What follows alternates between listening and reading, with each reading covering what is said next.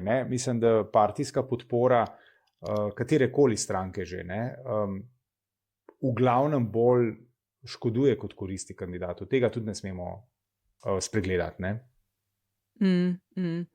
Da pravzaprav tudi kdorkoli je že kandidiral, je kandidiral kot vsaj pro forma kandidat državljanov, ne pa posamezne stranke. Ne. Celo Janez Drnovšek je kandidiral, se mi zdi, s podporo, sicer pa ne. Ampak to, kar si vprašala, Nataša, to, kar si vprašala, da bi šli vsak svojo listo, to potem itak ni nič drugače od tega, kar je zdaj. To je tisto najslabše, česar se boji SD še posebej.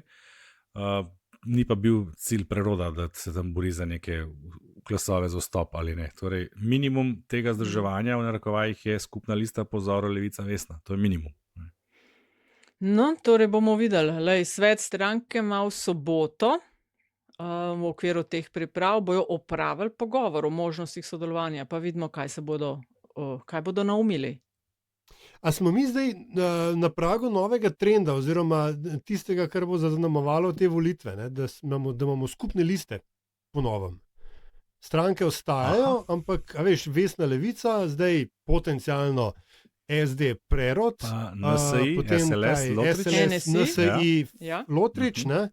Samo še dve ta veliki stranki ostajata solo. Sej sta samo dve ta veliki stranki in zaradi tega se to dogaja, ker je ta polarizacija požrla vse male stranke, ki so ostale na 4-5 v anketah.